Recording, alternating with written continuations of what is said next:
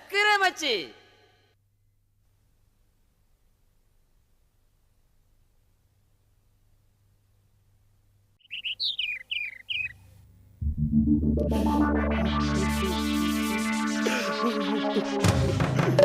யூனிஃபார்ம்லாம் போட்டாச்சு. டியூட்டிக்கு போறதுக்கு பயமா இருக்கு. கடமை அழைக்குது, கதி கலங்குது. பெருமாளே, நாடியெல்லாம் நடுக்குது பெருமாளே. அடடடா, இப்ப என்ன நடந்ததுன்னு சொல்லி இப்படி டியூட்டி போக குழந்தை மாதிரி உட்கார்ந்து அழுதுட்டு இருக்கீங்க?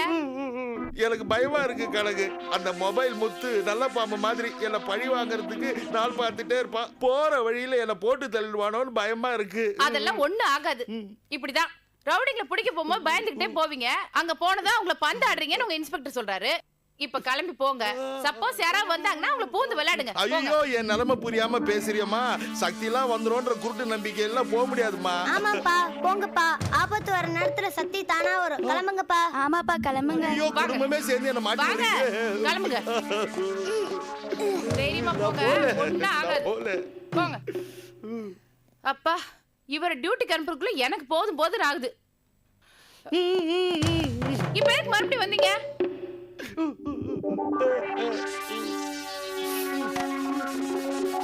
குடிங்க, போங்க. ஒரு நாள் லீவ் போட்டு வேண்டாம், போங்க.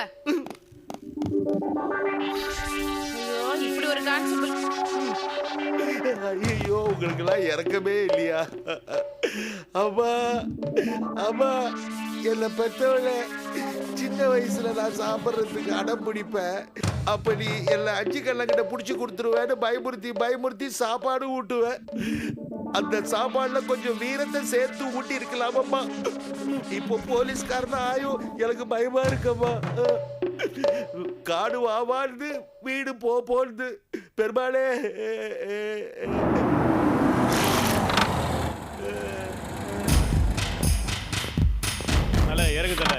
ஐயோ, வந்துட்டானுங்க கனகு. நம்ம மாட்டேன்னு சொல்லியே வந்துட்டானுங்க கனகு. ஐயோ ஐயோ எல்லாம் விடு.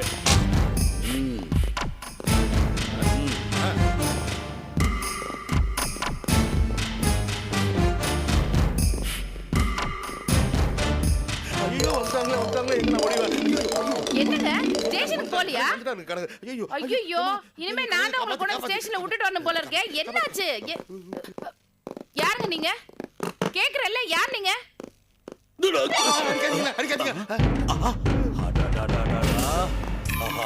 ஐயா, இவ்வளவு பெரிய சாதனையை பண்ணிட்டு ஒண்ணுமே தெரியாத மாதிரி ஒளிஞ்சு நிக்கிறீங்களே. என்ன நடந்தது? நான் உண்மையை சொல்லிடுறேன். நீங்க ஒண்ணுமே சொல்ல வேண்டாம். முத்து எல்லாத்தையும் என்கிட்ட சொல்லிட்டான். மூஞ்ச அப்படியே முதுகு பக்கம் திருப்பிட்டீங்களாமே சார். முடியுமா? யாராலும் முடியுமா? முத்து சொல்லி சொல்லி ஆச்சரியப்பட்டான் சார். அத நான் பண்ணல. இதுதான் தன்னடக்கங்கிறது. இனிமே நீங்க எதுக்கும் கவலைப்படாதீங்க. இந்த ஜானி இனிமே உங்காளு. என்ன பிரச்சனையா இருந்தாலும் சொல்லுங்க, நான் ஓடி வந்து நிப்பேன். இந்த சூட் கேஸுங்கள்ல கரன்சி அடுக்கி வச்சுக்கிறேன். அப்புறமா எண்ணி பாருங்க. இனிமே நீங்க நம்மாளு.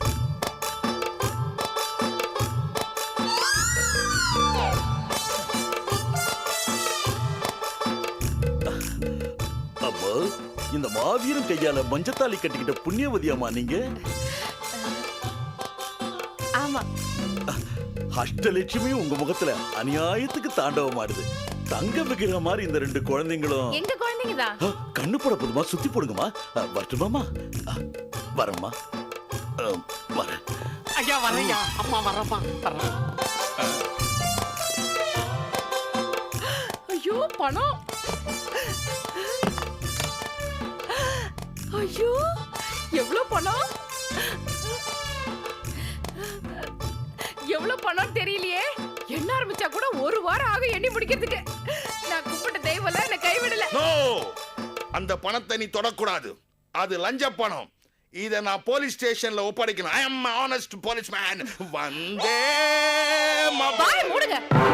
வீடு தேடி ஸ்ரீதேவி வந்து கதை தட்டி கொடுத்துட்டு போயிருக்கா. தொடக்கூடாதுன்னு சொல்றீங்களே, பேசாம போங்க. நோ, அத நான் அனுமதிக்க மாட்டேன். நீ யாரையும் அனுமதிக்கிறதுக்கு? போயா. இப்பதான் தெரியுது நம்ம நாட்டுல ஏன் பாதி பேர் கரப்டா இருக்கிறான்னு. ஐயோ ஐயோ என்று தனியும் இந்த பணத்தின் தானே. வேணாடி பசங்களையும் சேர்த்து கெடுக்காதடி. ஐயோ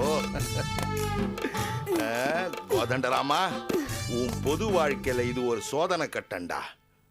பாரத மாதா உனக்கு ஹெல்ப் பண்ணுவோம்.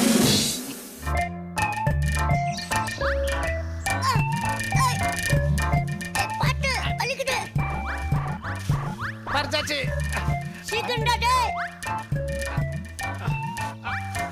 டேய் ஆட்டாதீங்கடா. ஏய் அப்புறம் நான் கீழே விழுந்தனா அவ்வளவுதான். ஆட்டாதீங்கடா. யார் ஆடுறது? ஆட்டாதீங்கடா. மூட்டா பசங்களா முட்டைங்களா ஆட்டாதீங்கடா. சீக்கிரம் வர வலிக்குது. டேய் ஆட்டாதீங்கடா. டேய் ஆட்டாதீங்கடா.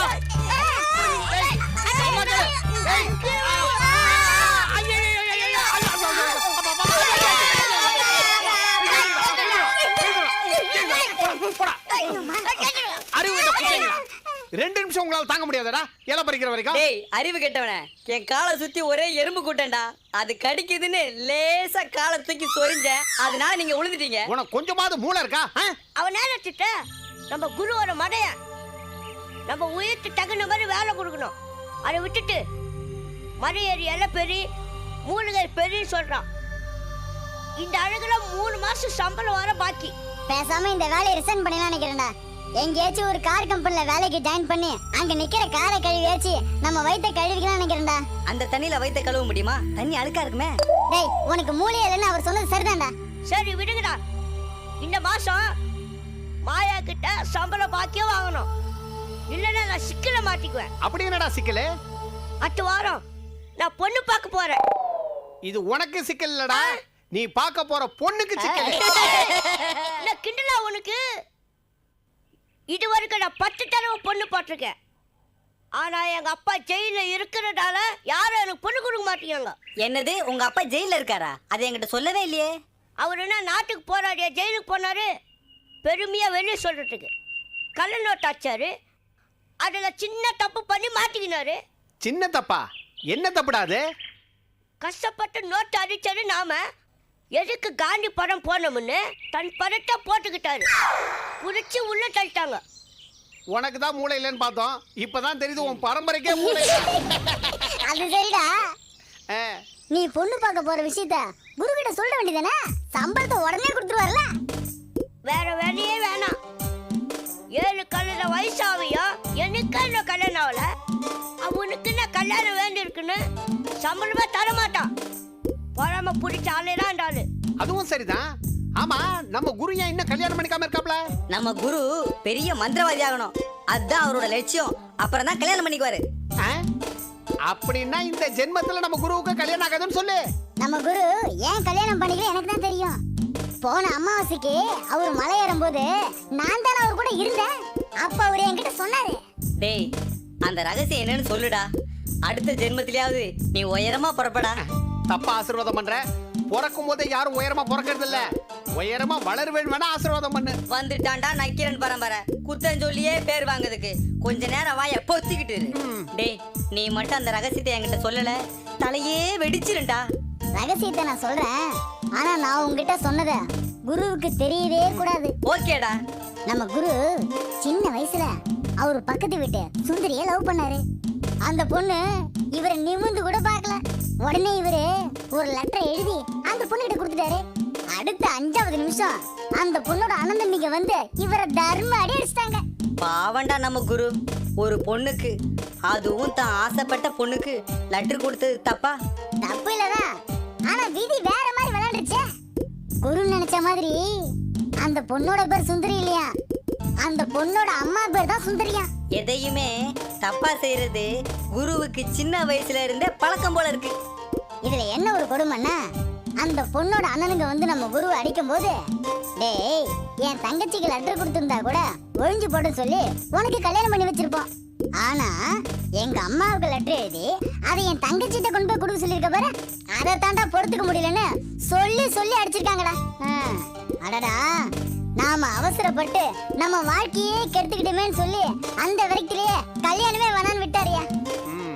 சரி அதை விடுறா. நாம பிரம்மச்சாரியா இருக்கிற வரைக்கும் சம்பளம் வரலன்னா பரவாயில்ல. குடும்பம் குட்டின்னு ஆயிட்டா 4 காசு வேணும்ல. நியாயம்தான்.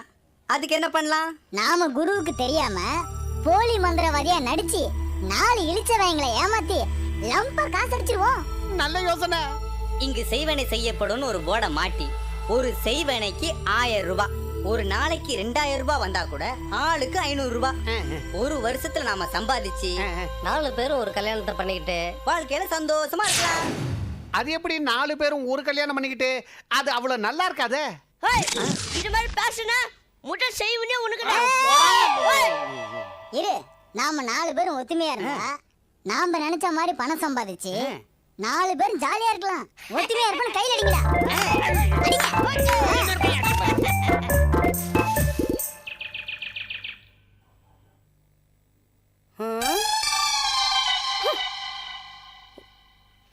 தூக்கம் தலைவலி இருக்குதா? ஏண்டி தூங்குற புருஷன் காலை தொட்டு எழுப்புற பொண்டாட்டி பத்தி கேள்விப்பட்டிருக்கிறேன். இப்படி தலவாணியால அடிச்சு எழுப்புற பொண்டாட்டி இப்பதாண்டி பாக்குறேன். ஏன் அம்மிக்கல்ல தூக்கி போடுற பொம்பளை பத்தி கேள்விப்பட்டது இல்லையா? இப்ப என்ன குடிமொழிக்கு போச்சு? அம்மிக்கல் ரேஞ்சுக்கு பேசிட்டு இருக்க. என் வயிறு எரியுதியா? அப்ப தண்ணிய ஊத்தியானே, ஏன் வயிற்றுல ஏண்டி கொட்டிக்கிற? சரி, என்ன விஷயம் சொல்லு. எங்க அப்பா ராத்திரி கனவுல வந்தாரு. செத்ததுக்கு அப்புறமா உங்க அப்பா ஆவியா இங்கேயே சுத்திட்டு இருக்கானே, என்ன சொன்னா? பாவி மகளே, உன் வாழ்க்கை வீணா போயிடுச்சேடி. விளங்காத ஒருத்தரை கல்யாணம் பண்ணிக்கிட்டு கஷ்டப்படுறியே, உனக்கு விமோச்சனமே கிடையாதான்னு ஓன்னு என்ன பார்த்து அழுதாருங்க. ஏண்டி அவன்லாம் ஒரு அப்பனாடி. நான் உன்னை பொண்ணு பார்க்க வந்தப்ப புலம்பி தள்ளிட்டான். நான் உன் கழுத்துல தாலி கட்டும் போது தார தாரையா கண்ணீர் வடிச்சான். அழுதுகிட்டே செத்தம் வந்தானடி உங்க அப்ப. இப்ப என்ன புதுசா வந்து அழறது? அவரு கஷ்டப்பட்டு சம்பாதிச்சு பார்த்து பார்த்து கட்டின வீடு. அந்த வீடு இப்ப யாருதுன்னு கூட தெரியாம போச்சேன்ற கவலை அவருக்கு. ராத்திரி என் கனவுல வந்து, காமாட்சி, மாப்பிள்ளைக்கு வீடு கட்டதான் துப்பு இல்ல, அறிவில்ல, கட்டின வீட்லயாவது நல்ல குடுத்தனக்காரங்களை வச்சு வாடகையை வாங்க கூட துப்பு இல்லாம போச்சே அப்படின்னு அவரு வருத்தப்படுறாரு. அலாவுதீன் அந்த வீட்டை என்னைக்கு காலி பண்றாரோ அன்னைக்குதான் என் ஆத்மா சாந்தி அடையும்னாரு. அது வரைக்கும் நான் ஆவியாதான் அலைவேன்னாரு. உங்ககிட்ட சொல்றதுக்கு என்ன காமாட்சி, ஆவியா அலையிறது அவ்வளவு ஒண்ணும் சாதாரணமான விஷயம் இல்ல. அலைஞ்சு பார்த்தாதான் தெரியும் ஆவிகளுக்கு காலு கிடையாதா, காத்தடிக்கிற பக்கமெல்லாம் இழுத்துட்டு போகுதுன்னு. என்கிட்ட எங்க அப்பா வந்து கதறி கதறி அழுகுறாருங்க. இதுக்கு நீங்க என்னங்க பதில் சொல்வீங்க? ஏண்டி இதுக்கெல்லாம் எவனாலடி பதில் சொல்ல முடியும்? எனக்கு மட்டும் என்ன வேண்டுதலா இப்படி ஒரு குடும்பத்தை கொண்டாந்து வாடகைக்கு வைக்கணும்னு? யோ, இத சொல்லிக்கிட்டு இங்கேயே புலம்பிக்கிட்டு இருந்தா அவங்களை எப்படியா காலி பண்ண வைக்கிறது? அவங்க வீட்டு வாசப்படியில போய் உட்காரு. அவங்களுக்கு என்னென்ன தொல்லை கொடுப்பியோ அத்தனையும் குடியா. ஏண்டி நீயே இவ்வளவு யோசிக்கும் போது நான் யோசிக்காம இருப்பேனா? அலாவுதீனுக்கு ஆட்டம் கொடுக்கறதுக்காக நான் ஒரு சரியான ஆளை பிடிச்சிருக்கேன். அவன் பேரு மாயா. போது நிறுத்தியா உன் வீர பிரதாபத்தை. இப்படித்தான் ரவுடிங்களை ஏவி விட்டு அவனுங்க அடி வாங்கினது பத்தாம நீயும் அடி வாங்கிட்டு ஹாஸ்பிடல்ல படுத்து கிடந்த. புரியாத பேசாதரி. அந்த மாயா சாதாரண ஆள் இல்ல, பெரிய மந்திரவாதி. ஏய், அவன் வீட்டுல வேலை செய்யறதுக்கும் அவனுக்கு கால்கை அமைக்க விடுறதுக்கும் 7-8 பேய்களை வேலைக்கு வச்சிருக்கான். இதோ பார், உட்கார்ந்த இடத்துல இருந்து சுத்திட்டு இருக்க பூமிய ரிவர்ஸ்ல சுத்த வைக்கிறான்டி. நாயை புடிச்சுக்கிட்டு வாக்கிங் போற ஆளுகளை நீ பாத்துருப்ப. பேய்களோட வாக்கிங் போறோம்டி இந்த மாயா. அதெல்லாம் சரியா? அந்த அலாவுதீனை காலி பண்றதுக்கு அந்த மந்திரவாதி என்ன செய்ய போறான்? ஏண்டி அவசரப்படுற? ஒத்த எலுமிச்சம்பழத்துல மொத்த குடும்பத்தையும் காலி பண்ற பவர் அந்த மாயாட்ட இருக்கு. 10 மணிக்கு அப்பாயின்மெண்ட் கொடுத்துருந்தான். சரி, அவனை போய் பாக்குறதுக்கு முன்னாடி அவன்கிட்ட என்னெல்லாம் பேசலான்னு படுத்து யோசிச்சுக்கிட்டு இருந்தேன்.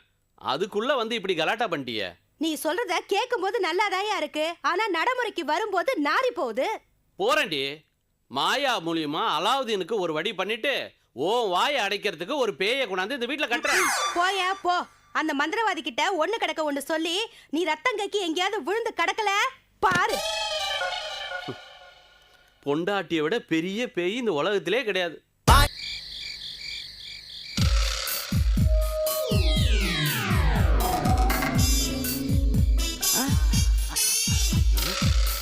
ஏண்டா திருட போலாம் சொல்லிட்டு கோதண்ட வீட்டுக்கு கூட்டு வந்திருக்க. இத்தனை நாள் அவன் நம்மளுக்கு வச்சான்ல ஆப்பு, இன்னைக்கு நாம வைப்போம் அவனுக்கு ஆப்பு.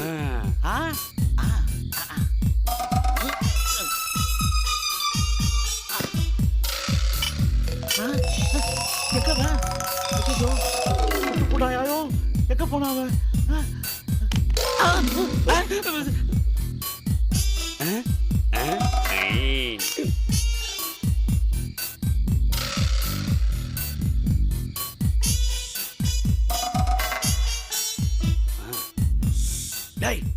நான் பேசவே இல்லை உசு உசுங்கிற கத்தி தொலையாதடா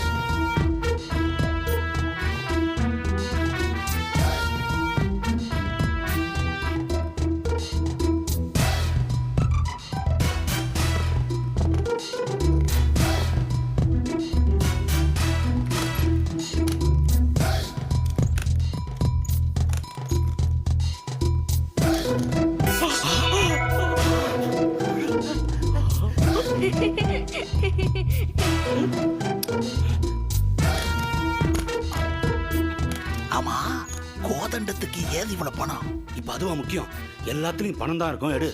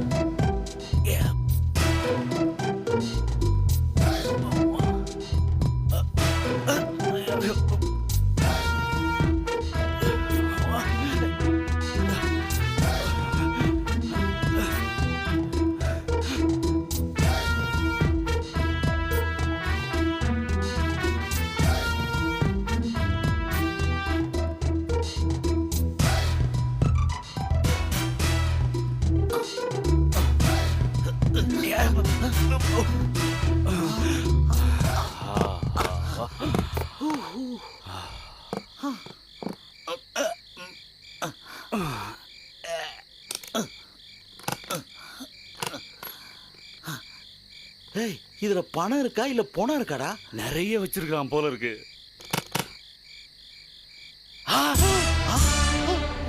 கவுத்துட்டான்டா ஏண்டா உள்ளுக்குள்ள பார்க்கும்போது பணம் தானே இருந்தது எப்படி செங்கல் வந்தது நானும் உன் கூட தானே இருக்கேன் அதானே அவனையும் புரிஞ்சுக்க முடியல இங்க நடக்கிற எதுவுமே புரிஞ்சுக்க முடியல தூக்கி போடுறாத டேய் வந்ததுக்கு இந்த பெட்டியாவது மிஞ்சும் அப்படிங்கிற போ